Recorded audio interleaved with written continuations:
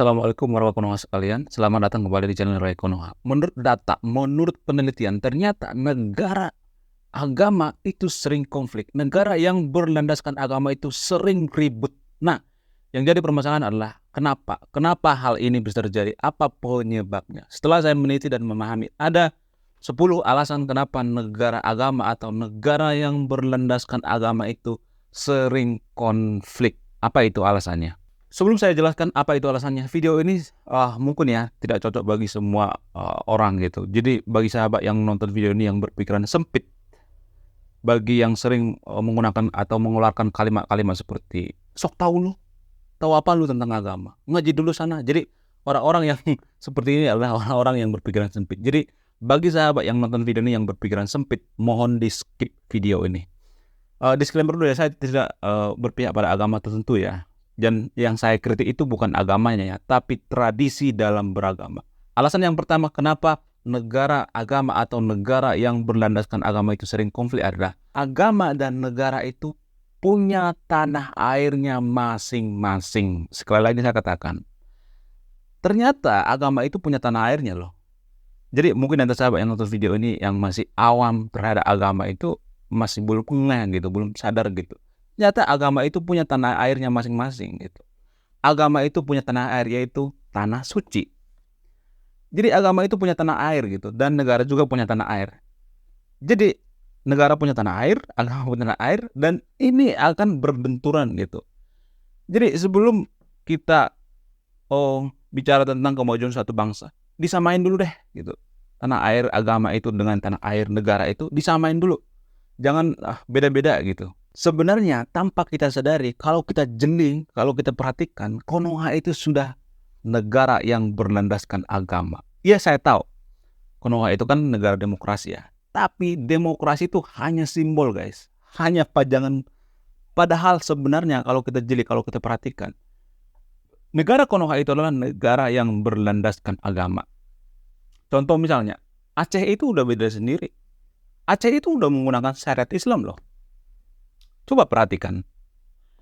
Di Konoha juga ada yang namanya MUI. Ada namanya fatwa MUI. Siapa yang bisa berani melawan MUI? Siapa yang berani sama MUI? Ya kan? Gak ada yang berani. Presiden sekalipun gak ada yang berani melawan MUI. Gak ada. Siapa yang berani melawan ormas keagamaan di Konoha? Gak ada. Itulah salah satu bukti bahwa negara Konoha itu adalah negara yang berlandaskan agama secara kenyataan gitu. Tapi kalau secara simbol ya kita negara demokrasi. Tapi kalau faktanya itu dari kalau kita melihat secara jeli, Konoha itu sudah berlandaskan agama. Siapa bisa melawan MUI? Gak ada kan? Gak ada yang berani guys. Bahkan pada faktanya kita lebih takut pada fatwa MUI daripada undang-undang dasar. Kita lebih takut pada fakta MUI daripada undang-undang dasar. Itu faktanya. Karena apa? Karena secara tidak langsung negara kita sudah berlandaskan agama. Ya mungkin dari sahabat yang nonton video ini, kita kan negara demokrasi. Kapan Indonesia negara demokrasi? Iya, kalau dari pajangan kita negara demokrasi. Tapi pada faktanya kita nggak pernah demokrasi amat. Memilih pemimpin saja kita itu harus berdasarkan agama. Kurang berlandaskan apa coba Konoha? Memilih pemimpin juga kita harus seagama. Kurang berlandaskan apa coba Konoha? Gak usah munafik. Jujur-jujuran aja. Saya gak suka yang munafik. Jadi secara tidak langsung, secara tidak kita sadari, negeri Konoha itu sudah berlandaskan agama guys. Aceh kurang syariat apa coba Aceh sekarang ini? Siapa yang bisa melawan ormas keagamaan? Gak ada yang berani melawan ormas keagamaan. Takut semuanya. Itulah ciri-ciri bahwa negara Konoha itu sudah berlandaskan agama. Jujur ya, 90% orang akan memilih yang setanah suci daripada setanah air. Jujuran saja. Gak usah bohong, gak usah munafik. Kalau kita ambil contoh misalnya, kita tuh lebih peduli dengan orang yang jauh puluhan ribu kilometer daripada tetangga kita, daripada teman kita satu negara. Kita lebih membantu orang yang puluhan ribu kilometer hanya embel-embel seiman. Jadi seiman ini artinya bisa aja dikatakan dengan setanah air gitu. Jadi agama dengan negara itu punya tanah air yang berbeda-beda. Inilah alasannya kenapa sering terjadi konflik. Apa hubungannya beda tanah air menjadi negara konflik? Ya konflik karena setiap negara itu tidak ada yang namanya semuanya itu satu agama. Nggak ada itu. Tujuan agama dengan tujuan negara itu tidak pernah bersatu. Sangat berbeda tujuannya. Kepentingan agama dengan kepentingan negara itu nggak pernah satu. Seperti yang saya katakan tadi itu, bisa aja kita lebih peduli orang yang puluhan ribu kilometer jauh dengan kita daripada teman kita atau saudara kita atau saudara kita setanah air gitu, senegara gitu. Kita lebih peduli dengan embel-embel seiman.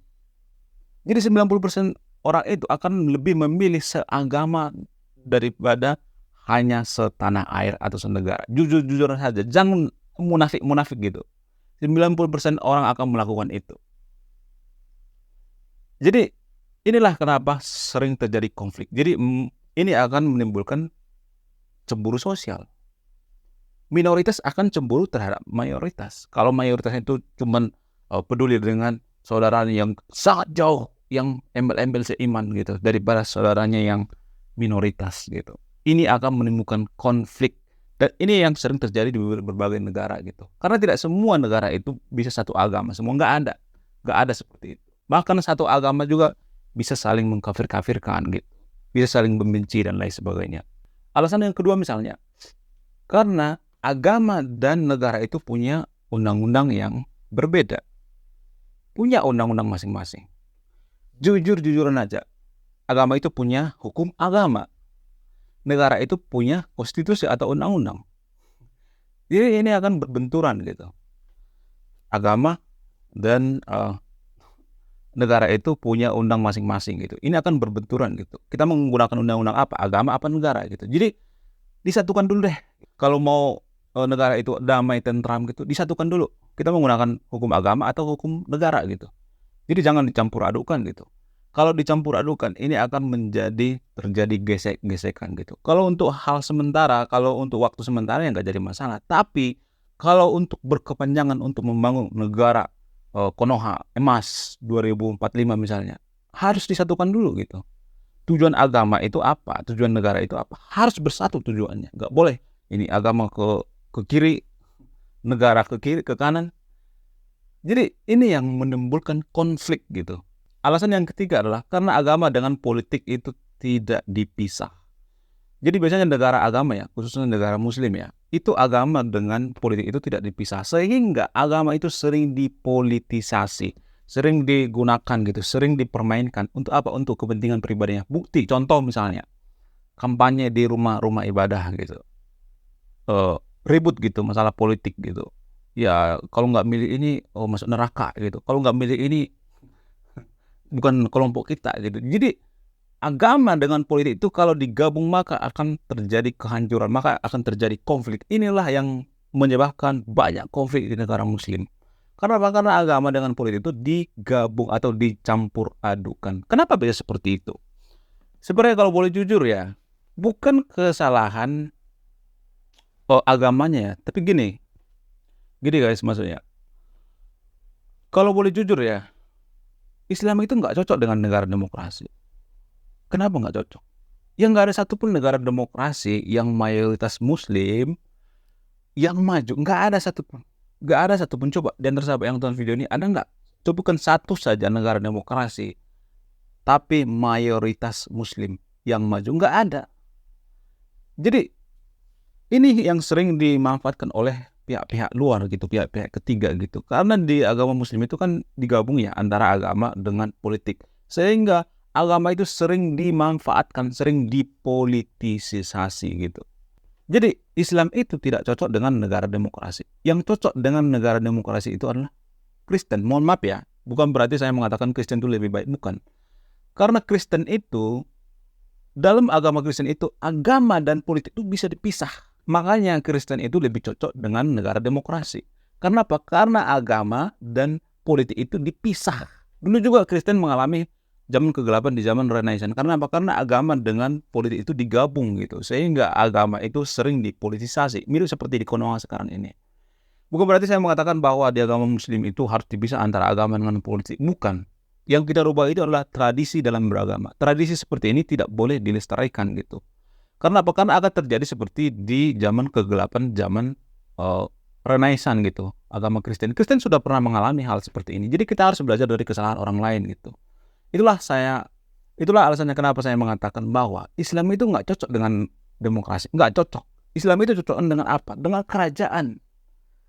Karena apa? Karena agama dengan politik itu menyatu. Islam itu nggak cocok dengan negara demokrasi, guys. Mungkin ada sahabat yang nonton video ini boleh dibantah gitu. Nggak ada satupun negara mayoritas Muslim demokrasi tapi maju. Nggak ada satupun. Kalau ada coba tunjukkan. Nggak ada satupun. Alasan yang selanjutnya misalnya, karena agama dengan negara itu punya budaya masing-masing. Iya kan?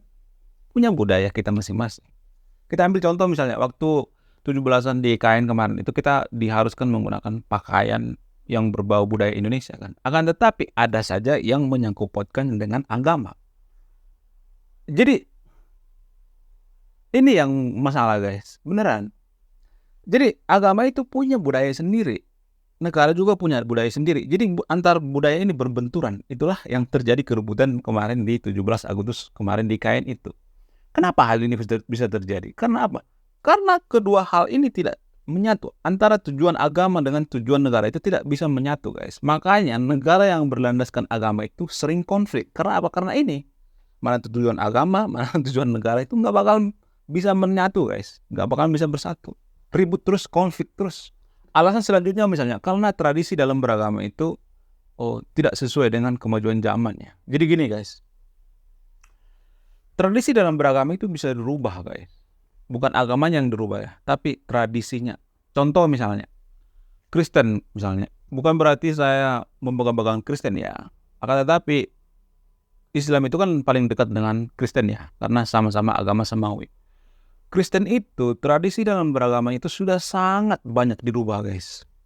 Dulu, Kristen itu mengalami zaman kegelapan dan anti terhadap teknologi. Kristen itu sama seperti di Konoha. Ngapain sih mikirin teknologi? Itu kan nggak ditanya sama malaikat gitu. Ngapain belajar iptek gitu? Itu kan nggak ditanya sama malaikat. Kristen juga dulu seperti itu. Dan pelan-pelan, perlahan-perlahan dirubah gitu. Tradisi dalam beragama itu dirubah.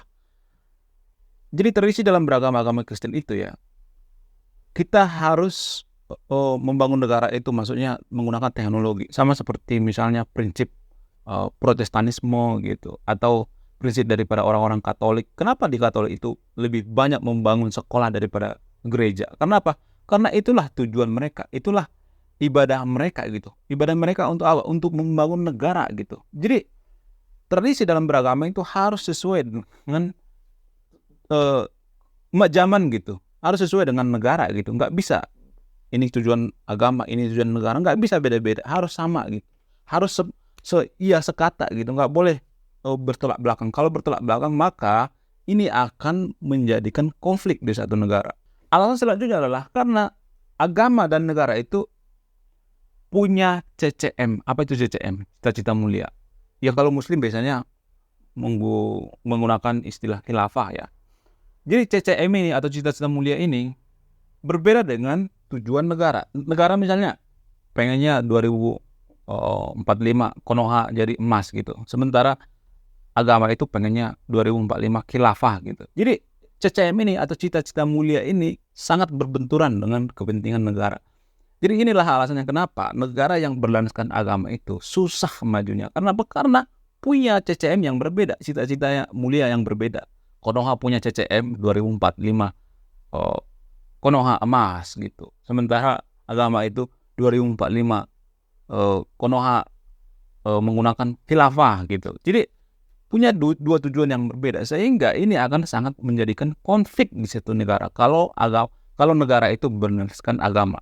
Agama dan negara itu bertentangan karena apa? Karena gini, misalnya ada seseorang yang dalam kelompok tertentu, agama tertentu yang melakukan kesalahan dan negara menangkapnya gitu. Dia melakukan kesalahan misalnya, dia bawa oleh-oleh gitu misalnya ke rumah ibadah orang lain gitu, bawa petasan gede lalu di sana keluar gitu.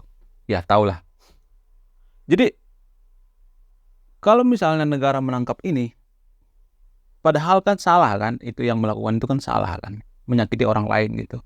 Dan ini akan dibela mati-matian oleh agama. Karena ya karena agama itu punya pemikiran yang berbeda gitu, punya pola pikir yang berbeda dengan negara gitu. Jadi kalau misalnya saya melihat ya di Konoha ya, ini hanya di Konoha ya. Kalau ada seseorang yang salah gitu, cuman hanya karena seagama dengan kita, seiman dengan kita, kita akan bela mati-matian gitu. Kita akan bela habis-habisan gitu, padahal dia salah. Jadi ini adalah sikap-sikap atau pola pikir yang salah. Karena apa? Karena ini tidak sesuai dengan kemajuan suatu bangsa. Karena ini akan menimbulkan konflik. Konflik antara apa? Antara umat beragama dengan negara gitu. Negara dengan agama itu akan sering berbenturan gitu. Konflik. Karena apa? Karena pola pikir tidak sama gitu. Cara berpikirnya tidak sama. Orang kelompok beragama mengatakan, bedalah yang seiman gitu. Sampai mati-matian gitu. Ada yang mengatakan oknum ustadz seperti itu atau pemuka agama. Sementara kan negara menegakkan keadilan gitu ya. Kalau salah, salah aja gitu. Sehingga ini akan menyebabkan konflik di suatu negara.